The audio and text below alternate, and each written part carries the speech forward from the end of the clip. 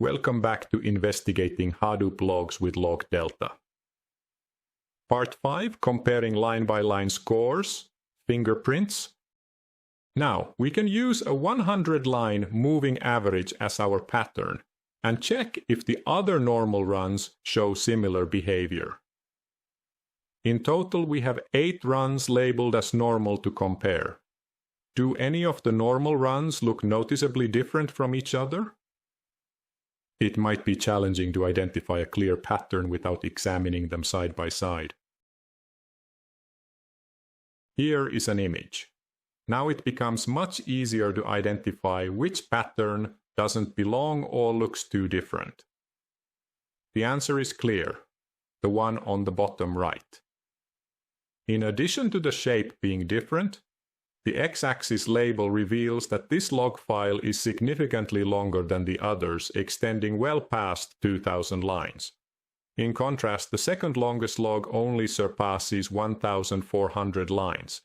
This log file is from the run we previously identified as suspicious. That is the run page rank, normal, application 14445144237220024. We can create another fingerprint or pattern comparison by selecting all the raw values. When we arrange all 8 runs side by side, it looks similar to the previous comparison, identifying bottom right is being different. Now, let's take a closer look at this highly suspicious normal execution. First, we clear out the moving averages and focus on individual line-by-line scores.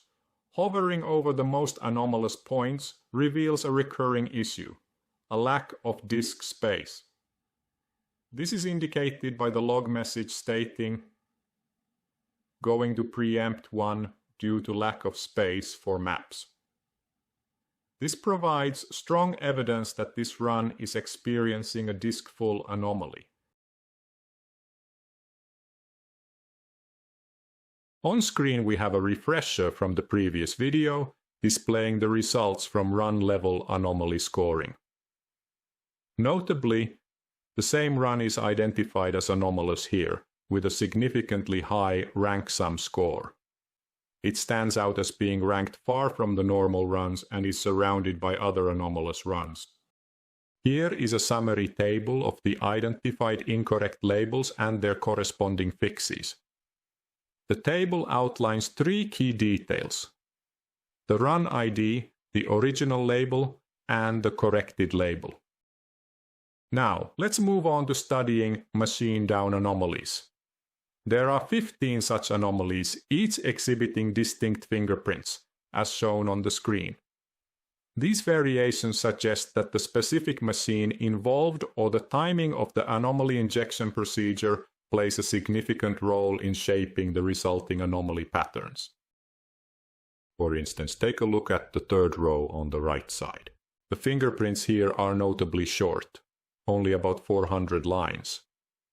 This could indicate that a particular machine went down and required a reboot, causing a similar anomaly fingerprint. Now, shifting focus to 2 other runs, one on the bottom row, second from the left, and another on the second row, third from the left. When we compare these fingerprints against the normal ones, the similarities become evident. Feel free to pause here if you'd like to examine the details more closely. This provides 2 pieces of evidence supporting their classification as normal. First, their fingerprints closely resemble those of normal operations. Second, their prior ranking further supports this conclusion. To investigate further, I manually reviewed the top anomaly log lines for these 2 anomalies. The analysis revealed no significant differences in log message types when compared to the normal logs. Based on this evidence, I conclude that these 2 runs, labeled as anomalies, are in fact normal. I reviewed the top anomaly messages and out-of-vocabulary messages across all the visualized machine-down logs. During this analysis, I identified an incorrect label in the second row, first from the left. As we see, this particular anomaly is caused by an out-of-space issue as indicated by the log message. Going to preempt one due to lack of space for maps. I conclude that this run, labeled as machine down, is in fact disk-full anomaly. Now we study disk-full anomaly fingerprints. We can also see that disk-full anomalies are not internally very consistent, while two of the logs seem to have a similar pattern. Again, I reviewed the top anomaly messages and out-of-vocabulary messages across the visualized logs. Two of the disk-full anomalies highlighted on the screen are not actually disk-full anomalies. Upon reviewing the log messages, I found no indication of the disk being full. Given this, I compared these two cases against the normal runs and the machine down anomalies. The fingerprint analysis revealed that they were more similar to certain cases within the machine down anomaly runs and not to the normal runs. Furthermore, their anomaly scores, as in the spreadsheet, were not low enough to classify them as normal runs. Based on this evidence, I conclude that these are machine down anomalies. As shown on the screen, both of these anomaly cases include stack traces indicating insufficient disk space.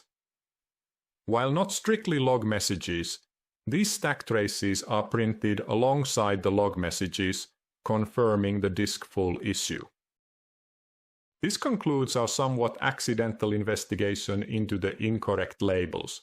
Initially, the purpose of this video was not to identify labeling issues but to demonstrate the LogDelta tool. However, during the demonstration, I became suspicious of some of the labels. Once I confirmed with certainty that the first incorrect label, where a normal run was actually a disk-full anomaly, was indeed mislabeled, it prompted a deeper investigation.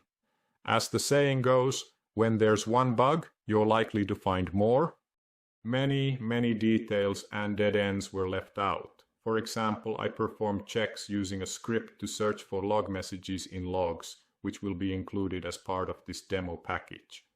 Among the dead ends in this investigation was the use of distance-based measurements between logs. This approach involved calculating the distances from one log to all the others. However, it didn't yield useful results, likely because the logs in this case were quite similar.